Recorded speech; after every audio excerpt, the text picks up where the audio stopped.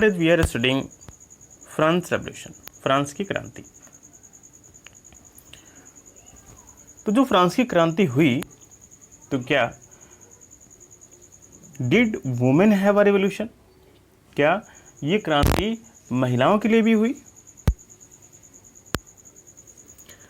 From the very beginning women were active participants in the events which brought about so many important changes in French society.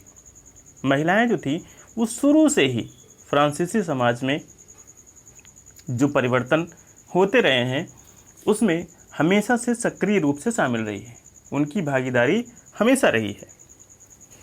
They hoped that their involvement would pressurize the revolutionary government to introduce measures to improve their lives.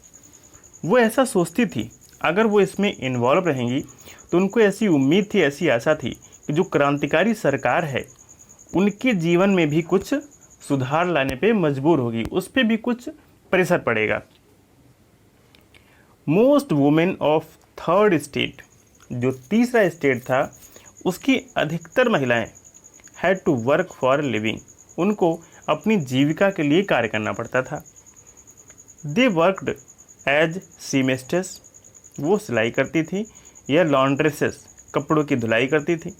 Sold flowers, फूल बेचती थी, फल बेचती थी, सब्जियां eight the market, और were employed as domestic servant in the house of prosperous people. यह जो धनी लोग हुआ करते थे उनके घर में नौकर के तौर पे काम करती थी। Most women did not have access to education or job training. अधिकतर महिलाओं को ना तो शिक्षा का अधिकार था और न ही उनको कोई जॉब ट्रेनिंग दी जाती थी, नौकरी के लिए कोई भी ट्रेनिंग नहीं दी जाती थी। ओनली डॉटर्स ऑफ नोबल, जो नोबल्स हुआ करते थे, उनकी जो डॉटर्स होती थी, और वेल्दियर मेंबर्स, या जो धनी सदस्य हुआ करते थे तीसरे स्टेज के, थर्ड स्टेज के जो धनी लोग हुआ करते थे, उनकी जो लड़कियां होती थीं could study at a convent, वो कॉन्वेंट में पढ़ सकती थीं। After which their families arrange a marriage for them, इसके बाद उनका जो परिवार था उनकी शादी कर देता था। Working women had also to care for their families, तो जो कामकाजी महिलाएं होती थी, काम करने वाली महिलाएं, वो भी अपने परिवार की देखभाल करती थी। That is cook, fetch water, खाना पका,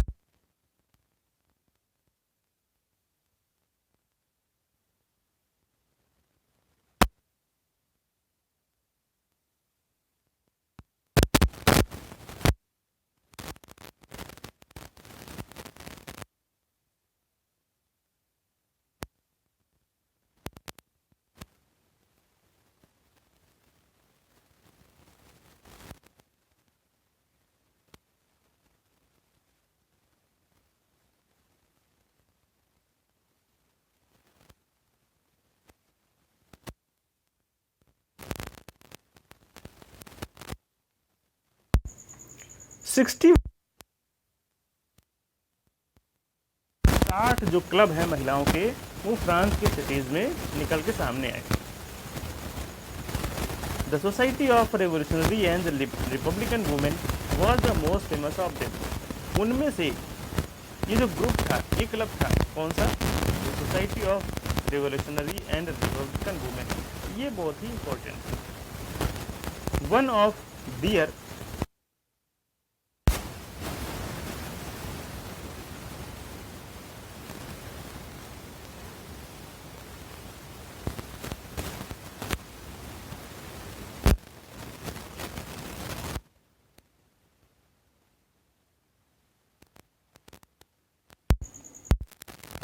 वुमन वर डिसअपॉइंटेड, महिलाओं को निराशा हाथ लगी, that the constitution of 1791 reduce them to passive citizen.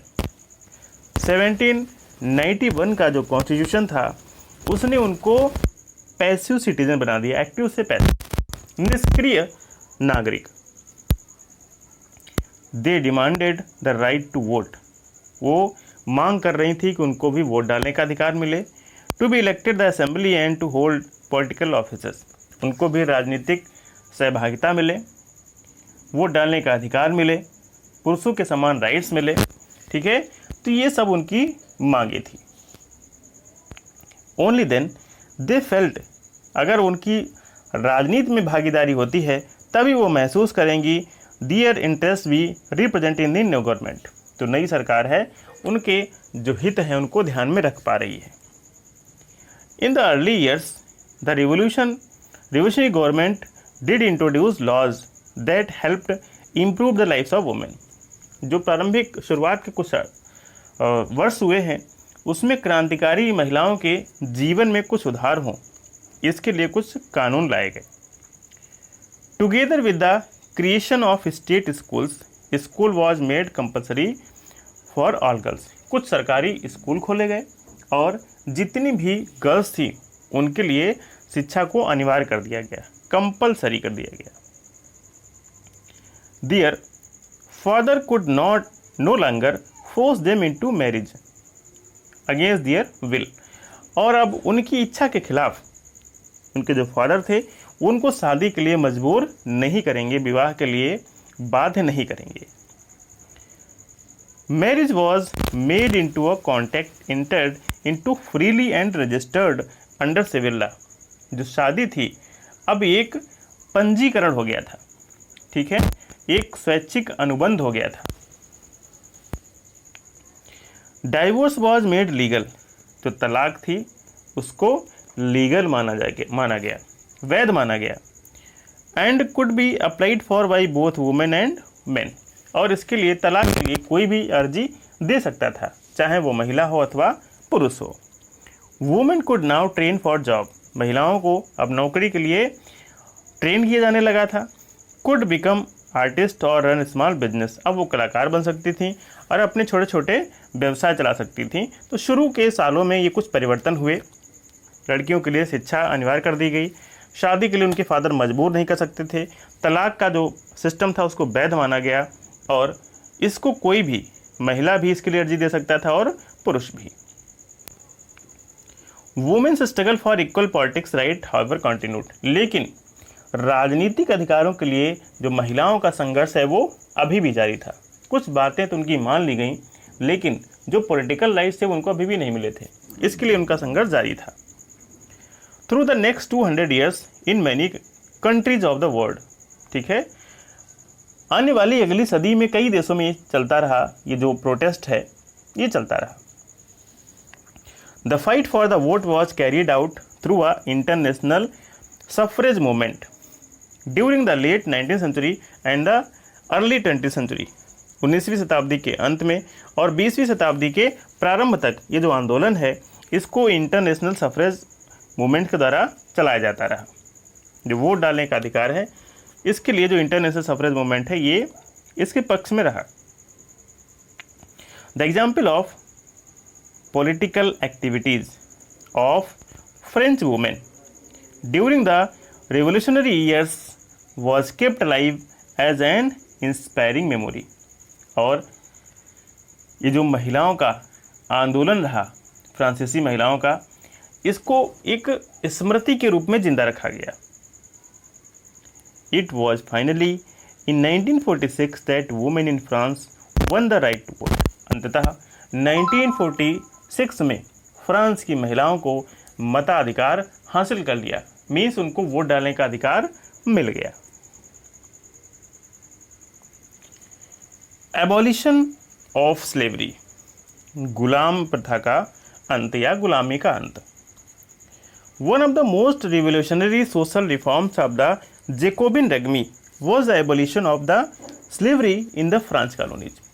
जो फ्रांसीसी उपनिवेश थे उसमें दास प्रथा हुआ करती थी, स्लेवरी सिस्टम हुआ करता था। तो जो जैकोबिन प्रशासन था, जैकोबिन रेगमी था, तो जितने भी समाज सुधार थे उसमें से एक ये भी उनका पहलू था, एक ये भी कार्य था कि समाज में जो फ्रांसीसी उपनिवेश हैं उसमें दास प्रथा का अंत करना, ये भी उनके मुद्दों में से एक था। The colonies in the Caribbean, जो कैरेबियन उपनिवेश हुआ करते थे उसमें मार्टिनिक, ग्वाडेलोप और सैन डोमिंगो, ठीक है, वर इम्पोर्टेंट सप्लायर ऑफ कमोडिटीज। ये महत्वपूर्ण सप्लायर हुआ करते थे, क्या के tobacco, Indigo, sugar and coffee, इनके महत्वपूर्ण सप्लायर हुआ करते थे। But the reluctant of European, लेकिन जो यूरोप के लोग थे वो अनिच्छुक थे, काहे के लिए, to go and work in distance and unfamiliar land meant a shortage of labour in plantation. जो यूरोप के लोग थे वो अनिच्छुक थे कि हम दूर के क्षेत्रों में नहीं जाएंगे और वहाँ काम नहीं करेंगे जो बागान है, क्योंकि हमारे लिए वो क्षेत्र अनजान है। तो फलस्वरूप जो प्लांटेशन हुआ करते थे उसमें लेबर्स की शॉर्टेज हो जाती थी। तंबाकू के बागान या शुगर के बागान, कॉफ़ी के बागान हुआ करते थे, उसमें लेबर की शॉर्टेज हो जाती थी। So this was met by a triangular slave trade between Europe, Africa and the Americans. इसलिए एक त्रिकोणीय दास व्यापार शुरू किया गया। इसके लिए जो स्लेवरी सिस्टम है वो लागू किया गया। मीन्स जो प्लांटेशन में लेबरों की कमी थी उसको दासों से पूरा किया गया, ठीक है।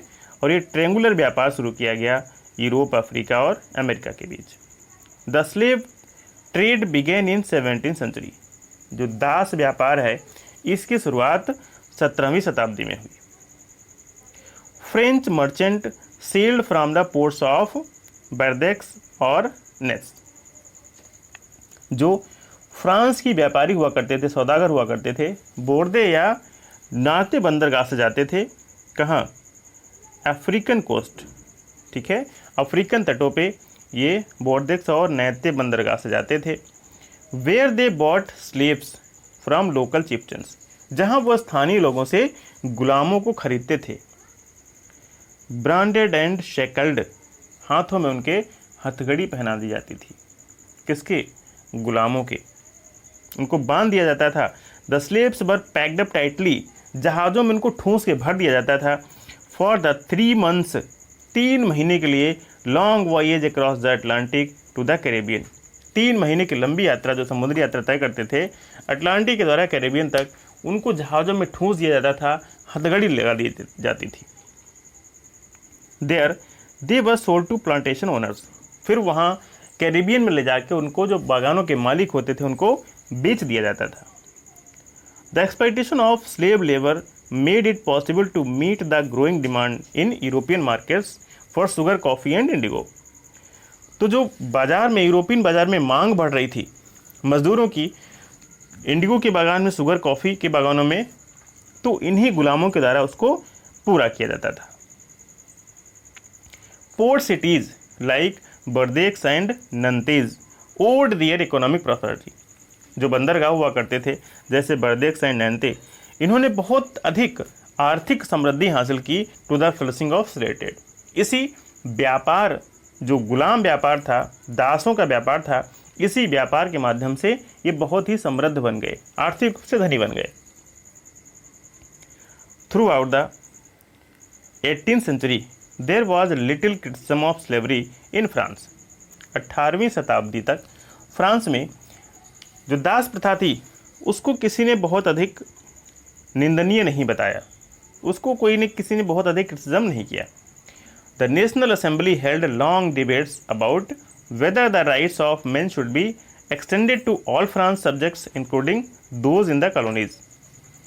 इस पर एक बहुत लंबी चौड़ी बहस हुई राष्ट्रीय असेंबली में कि जो राइट्स हैं, अधिकार हैं मूलभूत, उनको क्या जो फ्रांस के उपनिवेश हैं वहाँ तक सीमित किया जाए। But it did not pass any law, लेकिन किसी भी कानून को नहीं पास कर पाए। फियरिंग, उनको ऐसा डर था, opposition for businessman whose economic dependent on slave trade. ऐसे बिजनेसमैन से उनको डर था जिनका जो आर्थिक आधार है वो गुलाम व्यापारों पर निर्भर करता था।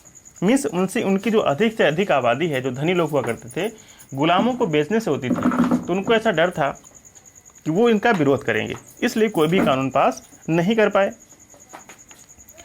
It was finally the convention which in 1794 legislated to free all slaves in the French overseas positions।